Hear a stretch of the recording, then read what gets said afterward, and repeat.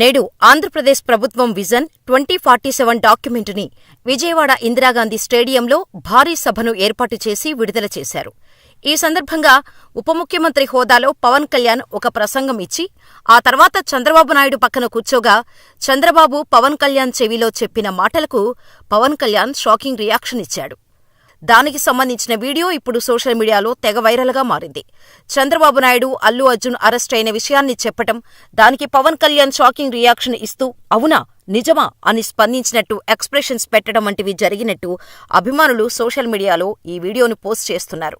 Icon star Allu Arjun arrest ఘటన 2 తెలుగు రాష్ట్రాల్లో సంచలనంగా మారింది.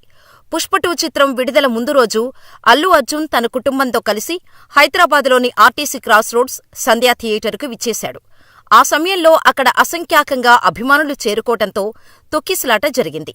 ఈ ఘటనలో రేవతి అనే మహిళ మృతి చెందటం శోచనీయంగా మారగా అల్లు అర్జున్పై ఆమె భర్త భాస్కర్ పోలీస్ స్టేషన్లో కంప్లైంట్ ఇచ్చాడు.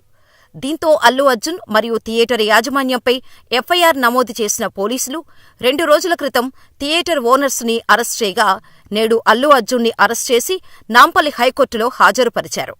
ఈ కేసుపై విచారణ జరిపిన హైకోర్టు అల్లు అర్జున్కి 14 రోజుల పాటు రిమాండ్ను విధించింది. దీంతో అల్లు అర్జున్ని పోలీసులు చంచల్గూడ జైలుకు తరలించారు. బెయిలు వస్తుందని ఆశించిన ఆయన అభిమానులకు చివరకు నిరాశే మిగిలింది. ఇదంతా పక్కన పెడితే ఈ విషయాన్ని తెలుసుకున్న మెగా ఫ్యామిలీ అల్లు అర్జున్ ఇంటికి వెళ్లారు. అల్లు అర్జున్ మేనమామ పవన్ కళ్యాణ్ కూడా కాసేపటి క్రితమే హైదరాబాదుకు విజయవాడ నుండి బయలుదేరాడు. మరోపక్క పవన్ కళ్యాణ్ అభిమానులు అల్లు అర్జున్ అరెస్టుపై తీవ్రమైన నిరసన వ్యక్తం చేశారు.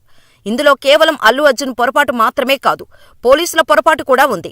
కానీ ఒక్కడినే బలి చేయటం కరెక్ట్ కాదు. ఈ వ్యవహారం చూస్తుంటే అల్లు అర్జున్పై సీఎం రేవంత్ రెడ్డి కావాలని కక్ష తీర్చుకున్నట్టు ఉందని అంటున్నారు. దీనిపై పవన్ కళ్యాణ్ కూడా ప్రభుత్వ వైఖరిని తప్పుబడుతూ తీవ్రస్థాయిలో స్పందించే అవకాశం ఉందని కూడా ఆయన అభిమానులు అంటున్నారు.